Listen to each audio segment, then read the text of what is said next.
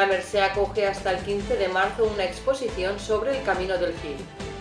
La Administración Municipal estrena la tramitación electrónica de todos los documentos. El Pleno impulsa la participación ciudadana con la constitución del Consell Social de la ciutat. El Ayuntamiento reduce a 9 días el periodo medio de pago de facturas. El Consistorio y la Fundación Cañada Blanc entregan sus becas anuales a 6 alumnas de Burriana. Burriana da a conocer su historia y patrimonio a los escolares de la ciudad. Los ganadores del sorteo de la Feria Aule de Sant Antoni reciben sus premios. La policía local activa una campaña de controles a camiones y furgonetas en el término municipal.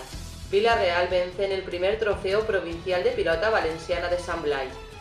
La Llar Fallera reúne a más de 850 personas en una nueva edición del Encuentro de Borillera.